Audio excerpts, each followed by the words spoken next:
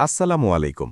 আজকের গল্পটা একটু অন্যরকম, কারণ আজকে ব্যাটারি খুঁজতে গিয়ে শেষ পর্যন্ত একটা বিকল্প সমাধান দিতে হয়েছে।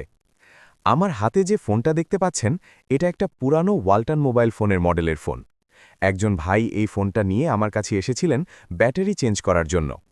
উনি বললেন, ভাইয়া, ফোনটা অনেক দিন ধরে আছে, কিন্তু ব্যাটারি একদমই কাজ করে না, একটা নতুন ব্যাটারি লাগিয়ে দেন।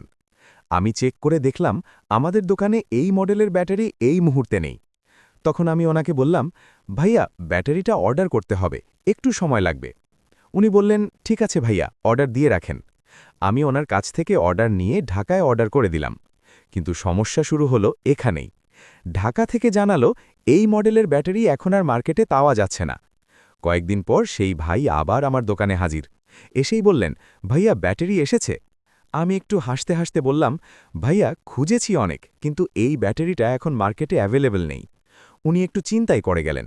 তখন আমি বললাম, একটা কাজ করা যায়, আমাদের কাছে কিছু পুরাতন ব্যাটারি আছে, আপনি চাইলে আমি একটা ভালো পুরাতন ব্যাটারি দিয়ে আপনার ফোনটা চালু করে দিতে পারি। উনি বললেন, চালু হলেই হবে ভাইয়া, কম খরচে হলে তো আরও ভালো। তারপর আমি একটা ভালো পুরাতন ব্যাটারি নিয়ে ওনার ব্যাটারির রিবন আর সার্কিটটা সেট করে সুন্দরভাবে লাগিয়ে দিলাম। কাজ শেষ করে ফোনটা চালু করে চেক করলাম।